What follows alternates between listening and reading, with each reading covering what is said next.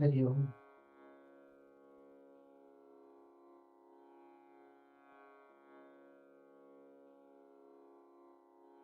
യുടെ ദോഹ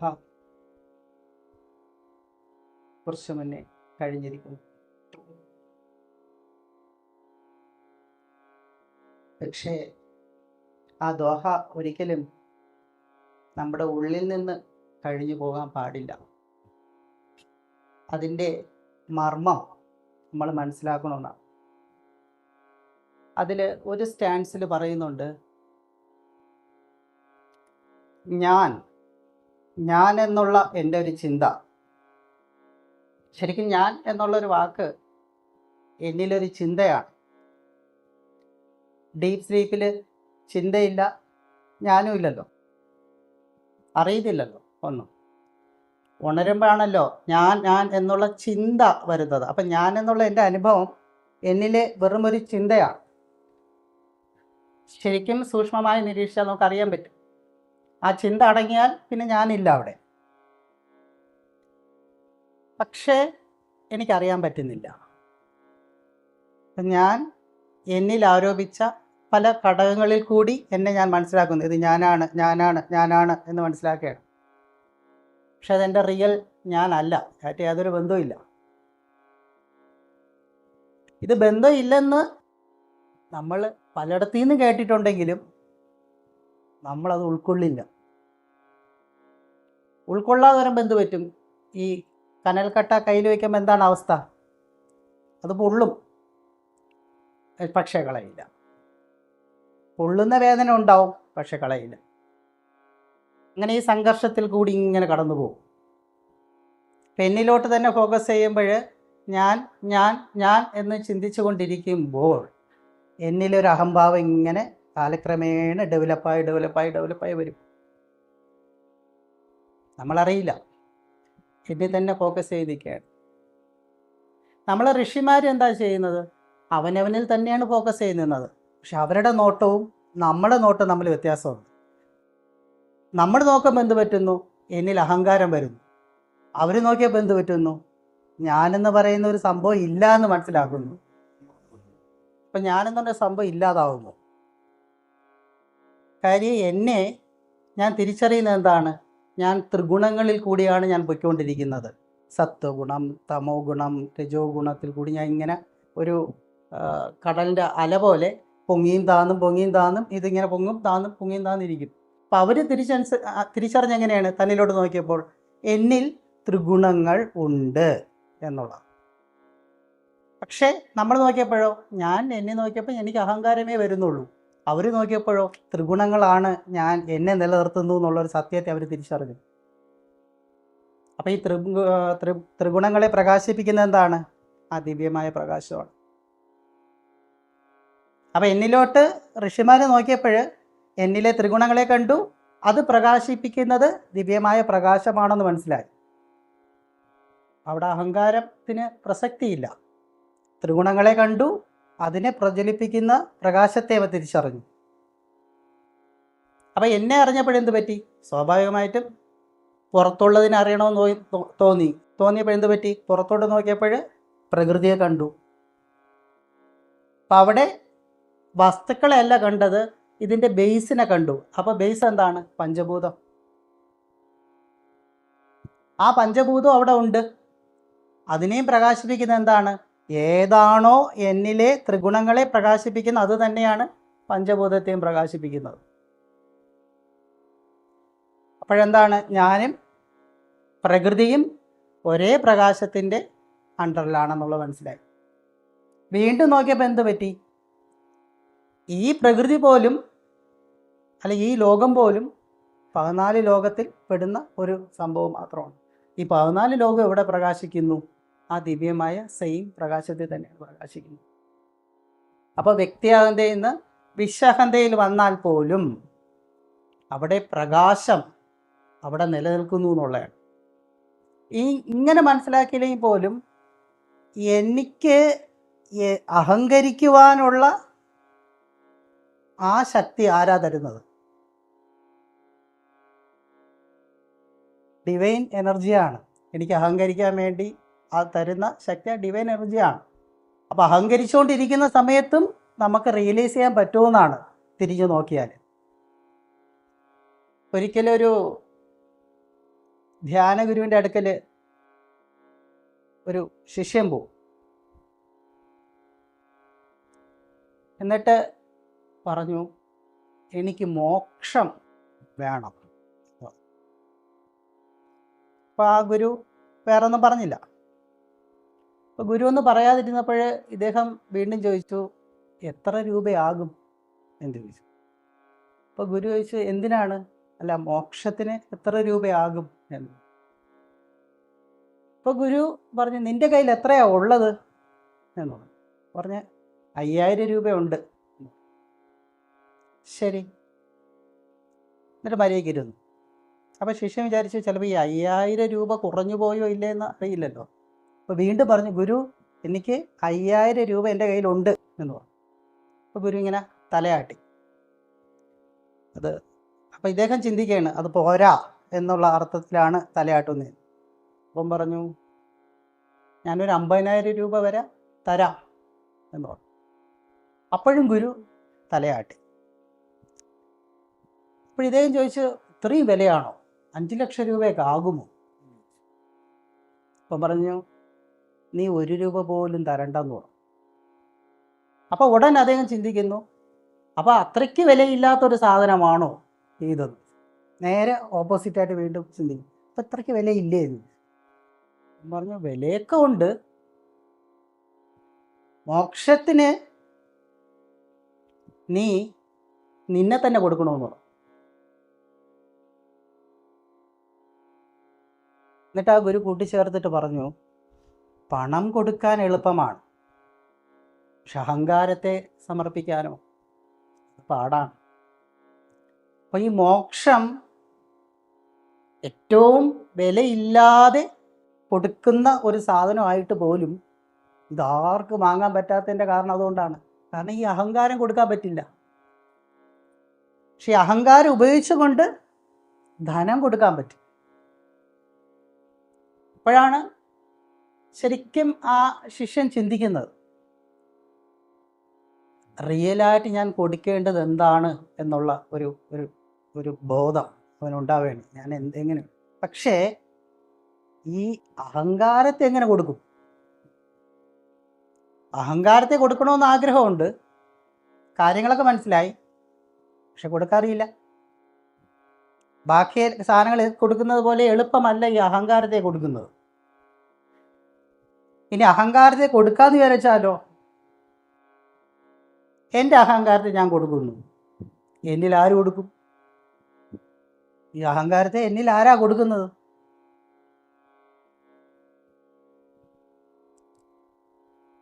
അപ്പോഴും ഒരു കാര്യമുണ്ട്, എന്നിൽ എനിക്ക് വേണ്ടാത്തൊന്നിനെയാണ് ഞാൻ കൊടുക്കുന്നത്. എനിക്ക് വേണ്ടാത്തൊന്നിനെയാണ് കൊടുക്കുന്നത്. അപ്പം അതൊരു കൊടുക്കലാണോ? അപ്പം ശരിക്കും നമ്മളിങ്ങനെ നമ്മൾ ഉള്ളിലോട്ട് ആ സത്യത്തെ മനസ്സിലാക്കാൻ ശ്രമിക്കുമ്പോഴാണ് നമ്മൾ എന്തൊക്കെയോ ചിന്തിച്ചുകൊണ്ടേയിരിക്കുകയാണ്. നമ്മൾ എന്തൊക്കെയോ ചിന്തയോട് അനുസരിച്ച് പ്രവർത്തിച്ചുകൊണ്ടിരിക്കുകയാണ്. പക്ഷെ ഇതൊന്നും എന്നെ ഉണർത്തുന്നില്ല. ഞാൻ ഉണരുന്നില്ല എന്നും എനിക്കറിയാം, പക്ഷെ ഞാൻ ഇങ്ങനെ പോകും. അതാണ് നമ്മുടെ ഉള്ളിലുള്ള ഈഗോയുടെ അവസ്ഥ. അതാണ് ഈ പല സാധകരും ഇങ്ങനെ പറയും, ഞാനിപ്പോൾ എന്നെ നിരീക്ഷിച്ചൊക്കെ തുടങ്ങി, എനിക്ക് കുറേയൊക്കെ എന്നെ കൺട്രോൾ ചെയ്യാൻ പറ്റുന്നുണ്ട്, ഞാൻ കുറേ കാര്യങ്ങളൊക്കെ മനസ്സിലാക്കാൻ ശ്രമിക്കുന്നുണ്ട്, അതുകൊണ്ട് കുറച്ചുകൂടി എനിക്ക് എന്നെ ഒന്ന് ക്രമപ്പെടുത്തണം, കുറച്ച് ലൈഫിലൊക്കെ കുറച്ച് അച്ചടക്കമൊക്കെ വരണം, അച്ചടക്കവും ചിട്ടയൊക്കെ എനിക്ക് വരണമെന്നുണ്ട്. അതിന് ഞാൻ എന്താ ചെയ്യേണ്ടത്? നിലവിലുള്ള എൻ്റെ അച്ചടക്കമില്ലായ്മ എനിക്ക് തന്നെ അസ്വസ്ഥത സൃഷ്ടിക്കുന്നുണ്ട്. അപ്പം എനിക്കൊന്ന് ക്രമപ്പെടുത്തണം, എനിക്കൊരു അച്ചടക്കത്തൊക്കെ കൊണ്ടുവരണം. ഇതിന് ഞാൻ എന്താ ചെയ്യേണ്ടത്? അപ്പം ഇതേ ഒരു ചോദ്യമായിട്ട് ഒരു ശിഷ്യൻ പോവുകയാണ് ഒരു ഗുരുവിൻ്റെ അടുത്ത്. അപ്പം ഗുരു ചോദിക്കുന്നുണ്ട്, എന്താണ് നിൻ്റെ ആവശ്യം? എനിക്കൊന്ന് എന്നെ ചിട്ടപ്പെടുത്തണം, ഇതാണ് എനിക്ക് ആവശ്യം. പറഞ്ഞു ശരി, അകത്തൊരു മുറിയുണ്ട്, ആ മുറി പോവുക, അത് വിസിറ്റേഴ്സിൻ്റെ റൂമാണ്, അപ്പം അതൊക്കെ ഒന്ന് ക്ലീൻ ചെയ്ത് നീടാൻ പറഞ്ഞു. അപ്പോൾ ഇദ്ദേഹം കേട്ടിട്ടുണ്ട്, ഗുരുകുലങ്ങളിലൊക്കെ പോകുമ്പോൾ കുറേ ഗുരു ശുശ്രൂഷയും അവിടുത്തെ കുറേയൊക്കെ കാര്യങ്ങളൊക്കെ ചെയ്യുന്ന ഒരു പാരമ്പര്യം ഉണ്ടല്ലോ, അതിൻ്റെ ഭാഗമായിട്ട് പറയുന്നതാണ്, ചെയ്യാം എന്ന് പറഞ്ഞ് അവിടെ പോയി വളരെ ബ്യൂട്ടിഫുള്ളായിട്ട് ആ റൂമിനെ നല്ല ഭംഗിയായിട്ട് അടുക്കി ഒതുക്കി എല്ലാം വെച്ചു. അപ്പോൾ ഗുരു ചോദിക്കുന്നുണ്ട്, കഴിഞ്ഞോ? ഇല്ല ഇല്ല ഇല്ല, കുറച്ചുകൂടെ ഉണ്ട് എന്ന് പറഞ്ഞിട്ട് വീണ്ടും വീണ്ടും വീണ്ടും അതിനെ മോഡിഫൈ ചെയ്തുകൊണ്ടേയിരുന്നു. കുറേ കഴിഞ്ഞപ്പോൾ ഗുരു ചോദിച്ചു, കഴിഞ്ഞോ? അപ്പോൾ ഇല്ല, കുറച്ചുകൂടെ ഉണ്ട്. 2-3 ഫ്ലവറൊക്കെ കട്ട് ചെയ്ത് ആ ഫ്ലവർ വൈസിലൊക്കെ വയ്ക്കുമ്പോൾ കുറച്ചുകൂടി ബ്യൂട്ടിഫുൾ ആവും. അങ്ങനെ ഗുരു മുറിയിലോട്ട് വന്നു. നോക്കിയപ്പോൾ വളരെ മനോഹരമാക്കി ആ മുറിയെ ഭംഗിയാക്കി വെച്ചിട്ടുണ്ട്. ഗുരു പറഞ്ഞു, നല്ല ഭംഗിയുണ്ട് കേട്ടോ എന്ന് പറഞ്ഞു. അപ്പം അദ്ദേഹത്തിന് വളരെ സന്തോഷമായി, ഞാൻ ഇത്രയും നേരം കഷ്ടപ്പെട്ടതിൽ കാര്യമുണ്ടായല്ലോ. അപ്പോൾ ഗുരു പറഞ്ഞു, ആ വടക്കേ വശത്തൊരു ജന്നലുണ്ടല്ലോ, ആ ജന്നലൊന്ന് തുറന്നിടാൻ പറഞ്ഞു. അപ്പോൾ ഇദ്ദേഹം ഓടിപ്പോയി ആ ജന്നൽ ഒക്കെ തുറന്നപ്പോൾ എന്ത് പറ്റി? ഭയങ്കര ശക്തമായിട്ടൊരു കാറ്റടിച്ചു. ഈ കാറ്റ് ഭയങ്കര സ്പീഡിൽ വന്നിട്ട് ഈ മുറിക്കകത്ത് ഇയാൾ അടുക്കി പറക്കി വെച്ച എല്ലാം കാറ്റത്ത് മറിഞ്ഞ് അലങ്കോലമായി. അപ്പോൾ ഈ അലങ്കോലമായി അങ്ങനെ ഇരിക്കുകയാണ്. അപ്പോൾ ഇദ്ദേഹത്തിൻ്റെ ഉള്ളിൽ ഒരു വിഷമം തോന്നി. കാര്യം ഇത്രയും നേരം കഷ്ടപ്പെട്ട് വൃത്തിയാക്കി വെച്ചത് ഇങ്ങനെ പോയി. അപ്പോഴേ ഗുരു ചോദിച്ചു, നീ ഇപ്പം എന്താ ചെയ്തത്? ബാഹ്യമായിട്ടാണ് എല്ലാം ക്രമപ്പെടുത്തിയത്. അത് ഡിസോർഡർ ആയപ്പോൾ നിനക്ക് എന്ത് പറ്റി? ഉടൻ നിനക്കൊരു വിഷമം വന്നു, വേദന വന്നു. ഞാൻ ഇത്രയും നേരം ചെയ്തതായിട്ടല്ലേ, എന്നിട്ട് ഇതൊന്നും ആയില്ലല്ലോ എന്നുള്ള ചിന്ത വന്നു. അതേസമയം നീ ആന്തരികമായിട്ടാണ് ക്രമപ്പെടുത്തിയെങ്കിലോ അത് ഏതെങ്കിലും കാറ്റിന് മാറ്റാൻ പറ്റുമോ? അപ്പോഴാണ് അന്ന് ചോദിച്ച ചോദ്യത്തിൻ്റെ ആൻസർ മനസ്സിലായത്. ക്രമപ്പെടുത്തുക എന്ന് പറയുമ്പോൾ നമ്മൾ പലപ്പോഴും എന്താ ചെയ്യുന്നത്? ഇനി മുതൽ അങ്ങനെ ആയിരിക്കും, മുതൽ ഞാൻ ഇങ്ങനെ ആയിരിക്കും എന്ന് പറഞ്ഞുകൊണ്ട് നമ്മൾ എന്താ ചെയ്യുന്നത്? നമ്മളിൽ ഒരു നിയന്ത്രണമാണ് കൊണ്ടുവരുന്നത്, അതല്ലെങ്കിൽ നിയമങ്ങൾ കൊണ്ടുവരും. ആലോചിച്ച് നോക്കുക, എന്നിൽ ക്രമമില്ലായ്മ വന്നത് എന്നിൽ നിലവിലുള്ള ഒരു ചിന്തയാണ്. ആ ചിന്ത അവിടെ നിൽക്കുകയാണ്, ലൈവായിട്ട് എന്നിൽ നിൽക്കുകയാണ്. അവിടെയാണ് നമ്മൾ മറ്റൊരു ചിന്ത കൊണ്ടുവരുന്നത്, ക്രമപ്പെടുത്തണം, നിയന്ത്രണം കൊണ്ടുവരണം. അപ്പോഴെന്താ പറ്റിയത്? ക്രമമില്ലായ്മയ്ക്കുള്ള ചിന്തകൾ തന്നെ 10 ഉണ്ടെന്ന് വിചാരിക്കുക, അതിൽ കൂടി വീണ്ടും ഒരു ചിന്തയും കൂടി കൂടിയതേ ഉള്ളൂ, ക്രമപ്പെടുത്തണമെന്നുള്ള നിയന്ത്രണത്തിൻ്റെ ചിന്ത. അപ്പം എന്ത് പറ്റും? കുറച്ച് ദിവസമൊക്കെ ചെയ്യും, പിന്നെ എന്ത് പറ്റും? കോൺഫ്ലിക്റ്റ് തുടങ്ങും, ആന്തരികമായിട്ടുള്ള കോൺഫ്ലിക്റ്റ് തുടങ്ങും. കാരണം എന്താണ്? നമ്മൾ ചിന്ത കൂട്ടിയതേ ഉള്ളൂ, ബാഹ്യമായിട്ടാണ് നമ്മൾ ക്രമപ്പെടുത്തൽ ചെയ്തത്, ഇതൊരിക്കലും ആന്തരികമായിട്ടല്ല ചെയ്തത്. അപ്പോഴെന്താ ശരിക്കും ചെയ്യേണ്ടത്? എന്നിൽ ക്രമരഹിതമായിരിക്കുന്ന റീസൺ ഉണ്ട്, അതിനെ മനസ്സിലാക്കാൻ പറ്റണം. അവിടെയാണ് നിരീക്ഷകൻ എന്ന് പറയുന്ന ഒരു പോയിന്റിൻ്റെ പ്രസക്തി. ഞാൻ എന്നെ ഒബ്സർവ് ചെയ്യണം, എനിക്ക് എന്നെ തന്നെ നോക്കി കാണാൻ പറ്റണം, അപ്പോഴാണ് അതിൻ്റെ റീസൺ അറിയാൻ പറ്റുള്ളൂ. ക്രമരഹിതമായി പ്രവർത്തിക്കുവാൻ എന്നിൽ ഇരിക്കുന്ന ചിന്തകൾ, ആ ചിന്തയ്ക്കൊരു അടിസ്ഥാനമുണ്ട്, അതിനെ കൃത്യമായി നിരീക്ഷിക്കുമ്പോൾ മാത്രമേ അവൻ അടങ്ങുകയുള്ളൂ. അപ്പോഴെന്ത് പറ്റുന്നു? ഒരു നിയന്ത്രണമോ അവിടെ കൊണ്ടുവരാതെ, ഒരു നിയമങ്ങളും അവിടെ കൊണ്ടുവരാതെ, ഒരു ഫോഴ്സിങ്ങും കൊണ്ടുവരാതെ നമ്മൾ ക്രമത്തിലോട്ട് നമ്മൾ ഗ്രാജ്വലി ചിട്ട വരും. ധ്യാനം ചെയ്യുന്നത് എന്തിനാണ്? എൻ്റെ ഉള്ളിൽ ഒരു ക്രമപ്പെടുത്തൽ വേണ്ടിയിട്ടാണ്, ഒരു ക്രമീകരണത്തിന് വേണ്ടിയിട്ടാണ്. ഇപ്പോൾ ബാഹ്യമായിട്ടല്ല അത് ചെയ്യുന്നത്, ബാഹ്യമായിട്ട് ഒന്നും ചെയ്തിട്ട് കാര്യമില്ല. നമ്മൾ കുറേ നേരം ജപിക്കുന്നു, തീർത്ഥാടനം ചെയ്യുന്നു. പക്ഷേ ഇതെന്താണ്? ഇത് ബാഹ്യമായിട്ട് നമ്മൾ ചെയ്യുമ്പോൾ താൽക്കാലികമായിട്ടൊരു മാറ്റം ഉണ്ടാവുന്നതല്ലാതെ നമ്മൾ കൃത്യമായി നോക്കി നോക്കൂ, പഴയ കുപ്പി, പഴയ വീഞ്ഞ് അതങ്ങനെ തന്നെ തുടരും, ഒരു മാറ്റം ഉണ്ടാവില്ല. ഇപ്പം റീസൺ അറിയാൻ പറ്റണം, എൻ്റെ ചിന്തയുടെ സോഴ്സ് അറിയാൻ പറ്റണം, ശരിക്കും എന്നെ ഒബ്സർവ് ചെയ്യാൻ പറ്റണം. ധ്യാനമെല്ലാം അതാണ് ചെയ്യുന്നത്, അല്ല വേറെ ഒന്നും നമ്മൾ നേടിയെടുക്കുന്നില്ല. എന്നിലോട്ട് ഞാൻ നോക്കുകയാണ്, എന്നിൽ തന്നെ നിരീക്ഷിക്കുകയാണ്, എന്നിലുള്ള ചലനം, ചിന്തകളുടെ ചലനത്തെ ഞാൻ അറിയുകയാണ്. അപ്പോഴൊരു സംശയം തോന്നാം.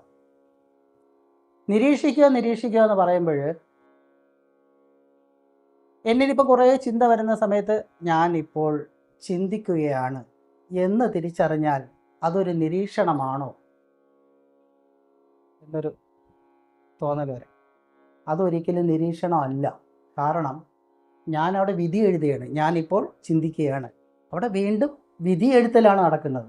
അത് ശരിക്കും നിരീക്ഷണമല്ല. എന്നിലെ ചിന്തകൾ വരുമ്പോൾ ഏത് തരം ചിന്തയും വന്നോട്ടെ, നേരത്തെ പറഞ്ഞല്ലോ സത്വ രജോ തമോ ഗുണത്തിൻ്റെ ബേസ് ചെയ്ത് പലതരത്തിലുള്ള ചിന്തകളും വരാം. ആ ചിന്തയെ അറിഞ്ഞുകൊണ്ടിരിക്കുക എന്നുള്ളതാണ്. ഇപ്പം നേരത്തെ പറഞ്ഞില്ലേ, ആ കഥയിൽ എല്ലാം അലങ്കോലമായപ്പോൾ എന്ത് തോന്നി? ഭയങ്കരമായിട്ട് പെയിൻ തോന്നി, വിഷമം തോന്നി. കാര്യം എന്തുകൊണ്ടാണ്? ഞാൻ ചെയ്ത ഒരു സാധനം അതിന് ഫലമില്ലാതെ പോയി എന്നുള്ള ചിന്ത വന്നപ്പോൾ അത് പെയിൻഫുള്ളായി. അപ്പോൾ ഇതുപോലെ തന്നെയാണ് നമ്മൾ ലൈഫിൽ നമ്മൾ ചെയ്യുന്നതെല്ലാം നമ്മുടെ അഹത്തിൻ്റെ സിഗ്നേച്ചറോടെയാണ് നമ്മൾ ചെയ്യുന്നത്. അപ്പോൾ അതിലെന്തെങ്കിലും അപ്പ് ആൻഡ് ഡൗൺ വരുമ്പോഴോ നമ്മൾ ആകെപ്പാടെ ഡൗൺ ആകും. ഈ ഡൗൺ ആവുന്ന സമയത്ത് നമ്മൾ നമ്മളെ നിരീക്ഷിക്കുന്നുണ്ടോ? ഇല്ല, നിരീക്ഷിക്കുന്നില്ല. ഇപ്പം നിരീക്ഷണം എന്ന് പറയുന്നത് എളുപ്പമുള്ളൊരു സംഭവമല്ല. അതുകൊണ്ടാണ് ധ്യാന സെൻറ്ററിന് ഈ 5 മണിക്കൂറൊക്കെ ധ്യാന ക്യാമ്പുകൾ ചെയ്യേണ്ടി വരുന്നത്. നിരീക്ഷണം എങ്ങനെ നമ്മളിൽ കോൺസ്റ്റൻ്റായിട്ട് റിമെയിൻ ചെയ്യാമെന്നുള്ള അർത്ഥത്തിൽ. എന്തായാലും നട്ടൽ നിവർന്നിരിക്കുക. നമുക്കൊരു ഭജന കേൾക്കാം. കണ്ണുകൾ അടച്ചുകൊണ്ട് പൂർണ്ണമായിട്ടും ഭജനയെ ശ്രവിക്കാം. നട്ടൽ നിവർന്ന് കണ്ണുകൾ അടച്ച് ബ്രീത്തിങ്ങിൽ തന്നെ ശ്രദ്ധിച്ച് ഉള്ളിലേക്ക് പോകുന്ന ശ്വാസവും പുറത്തേക്ക് വരുന്ന നിശ്വാസവും അറിഞ്ഞുകൊണ്ട് തന്നെ ശ്വസിക്കുക. അകത്തോട്ട് ശ്വാസം പോകുമ്പോൾ ഒരു തണുത്ത കാറ്റുള്ളിലേക്ക് പ്രവേശിക്കുന്നത് അറിയുക. പുറത്തോട്ട് നിശ്വാസം, ഇളം ചൂട് വായു പുറത്തു വരുന്നതും ഫീല് ചെയ്ത് ശ്വസനത്തിൽ തന്നെ ശ്രദ്ധിച്ചിരിക്കുക. ശ്വാസനിശ്വാസത്തെ ശ്രദ്ധിച്ചിരിക്കുന്ന സമയത്ത് ഏതെങ്കിലും ഒരു ഘട്ടത്തിൽ ആ ഭജന വരും. അപ്പോൾ ഭജന ശ്രദ്ധിച്ചിരിക്കുക. മൈൻഡ്ഫുള്ളായിട്ട് ഭജനയെ കേട്ടുകൊണ്ടിരിക്കുക.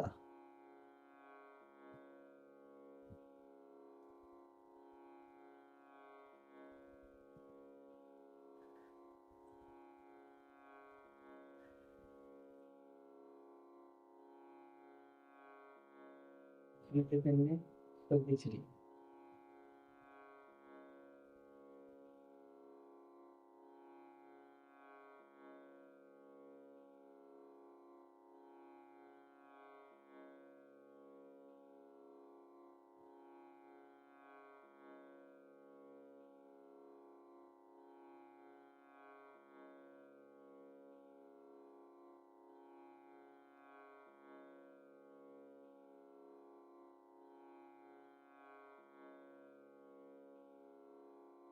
പ്രകാശം കണ്ണുകൾ തുറക്കും.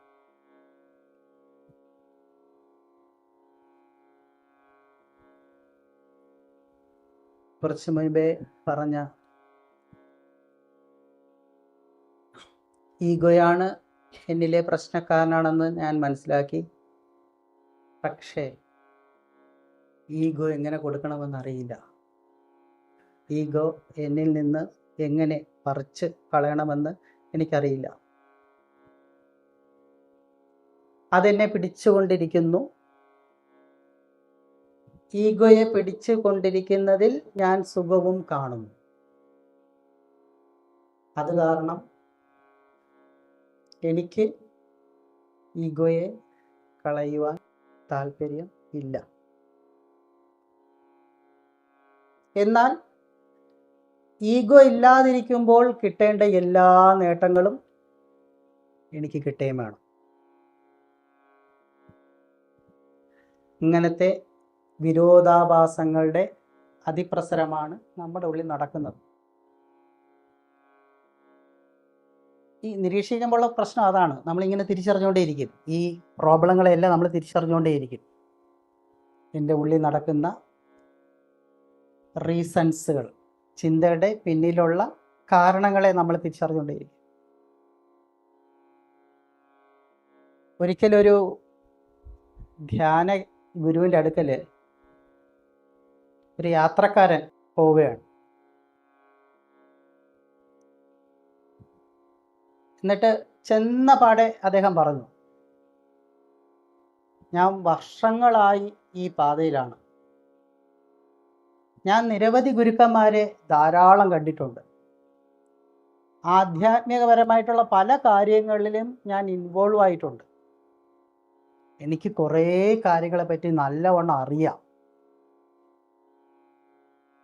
അത് മനസ്സിലാക്കിയിട്ട് എനിക്ക് എന്തെങ്കിലും ഒരു ഉപദേശം തന്നാലും. അങ്ങനെ വിനയത്തോടെ അദ്ദേഹം ആ ഗുരുവിൻ്റെ അടുത്ത് പോയി പറയുകയാണ്. അപ്പം ആ നല്ല ഉപദേശം ഗുരു മനസ്സിലാക്കിയിട്ട്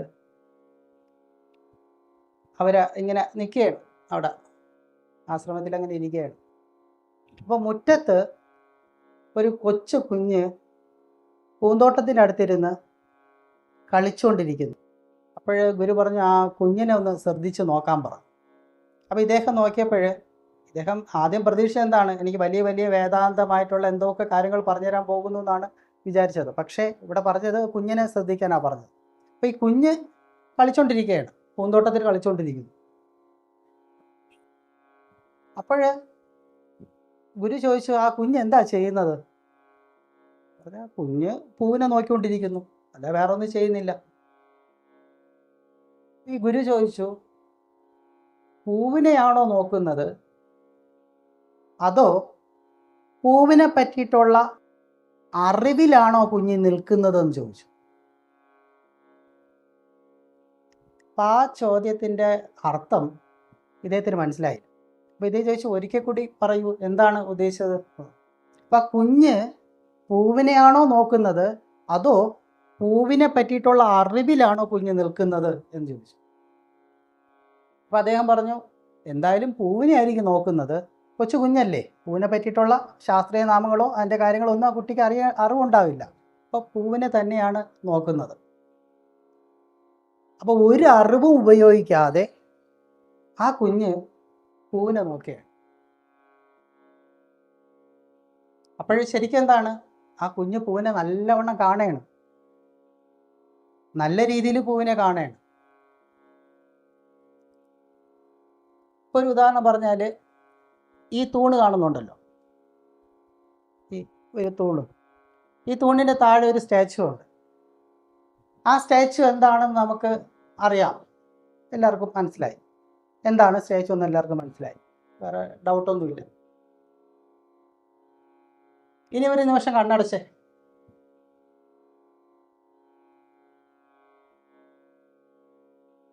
നമ്മൾ ആ കണ്ട സ്റ്റാച്ചുവിനെ മനസ്സിലൊന്ന് കാണാൻ ശ്രമിച്ചേ. കുറച്ച് ശക്തിയായിട്ട് ശ്രമിച്ചേ. കൃത്യമായി കാണണം. ഒരു ഫോട്ടോ എടുത്തപ്പോൾ അത് എങ്ങനെയാണ് ഇരിക്കുന്നത് ആ രീതിയിൽ തന്നെ കാണണം. അതിൻ്റെ ഫേസ് കാണണം, വിരലുകൾ കാണണം, പാദത്തെ കാണണം, ഡ്രസ്സിനെ കാണണം. എത്ര ശ്രമിച്ചാലും കാണാൻ പറ്റില്ല. കാര്യം എന്തുകൊണ്ടാണ്? ഇനി പതുക്കെ തുറന്നിട്ട് വീണ്ടും അതിനെ നോക്കിയേ. ഇപ്പോഴായിരിക്കും അതിനൊരു വിരലുണ്ടെന്നും കാലുണ്ടെന്നും കോങ്കണ്ണില്ലെന്നും എല്ലാം നമ്മൾ തിരിച്ചറിഞ്ഞത് ഇപ്പോഴായിരിക്കും. കാര്യം നമ്മൾ നേരത്തെ നോക്കിയത് എന്താണ്? അറിവിൽ കൂടിയാണ് നോക്കിയത്. അത് കൃഷ്ണനും രാധയാണെന്നുള്ള ഒരു അറിവുണ്ടല്ലോ, ആ അറിവിൽ കൂടിയാണ് നോക്കിയത്. നമ്മൾ അതിനെ കണ്ടിട്ടില്ല, അതിനെ നോക്കിയില്ല, നമ്മൾ കാണുന്നില്ല. ഇങ്ങനെയാണ് നമ്മൾ ഓരോന്നും ഈ ജീവിതത്തിൽ ചെയ്തുകൊണ്ടേ ഇരിക്കുന്നത്. നമ്മളൊന്നും കാണുന്നില്ല, നമ്മളെല്ലാം അറിവിൽ കൂടി ഇങ്ങനെ കണ്ടുകൊണ്ടിരിക്കുകയാണ്. നമ്മളൊന്നും കാണുന്നില്ല. ധ്യാനിക്കുന്നത് എന്തിനാണ്? എല്ലാം കാണാനും എല്ലാം കേൾക്കാനും എല്ലാം അറിയാനുമാണ്. അറിവിൽ കൂടി ഉള്ള പാസ്റ്റിൽ നമ്മൾ ശേഖരിച്ച് വെച്ചേക്കുന്ന ഇൻഫർമേഷൻ കൂടി ഒന്നും കാണാനല്ല. അങ്ങനെ കണ്ടിട്ട് എന്താ കാര്യം? യാന്ത്രികത വരും. നമ്മളൊന്നും കാണുന്നില്ല. അപ്പം ഈ നിമിഷത്തിൽ ജാഗ്രതയിൽ ഞാൻ എന്നെ നിലനിർത്തിയാൽ മാത്രമേ എനിക്ക് എന്തെങ്കിലും കാണാൻ പറ്റൂ, എന്തെങ്കിലും കേൾക്കാൻ പറ്റുള്ളൂ, അല്ലെങ്കിൽ എന്തെങ്കിലും അറിയാൻ പറ്റുള്ളൂ. അപ്പം ആ ഗുരു പറഞ്ഞു, ആ കുഞ്ഞ് കാണുന്നത് പാസ്റ്റ് മെമ്മറീസിൽ, അറിവിൻ്റെ ശേഖരത്തിൽ കൂടി ഒന്നുമല്ല കാണുന്നത്. ആ പുഷ്പത്തെ അങ്ങനെ കാണുകയാണ്. അതേപോലെ ഞാൻ പറയുന്ന എന്തെങ്കിലും നിനക്ക് കേൾക്കാനോ അറിയാനോ സാധിക്കുമോ എന്ന് ചോദിച്ചപ്പോഴാണ് അവൻ തല കുനിച്ചത്.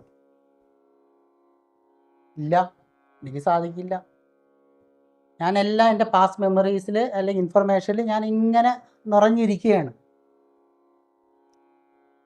ഇപ്പോഴും നമ്മളുടെ ഇന്നത്തെ ഹീലിംഗ് ക്യാമ്പിൽ നമ്മൾ ചെയ്യാൻ പോകുന്ന ഇത്രയേ ഉള്ളൂ, നമ്മളെ അറിഞ്ഞുകൊണ്ടിരിക്കുക എന്നുള്ളതാണ്. 3 സെക്ഷൻ കൂടിയായിരിക്കും അത് കടന്നു പോകുന്നത്.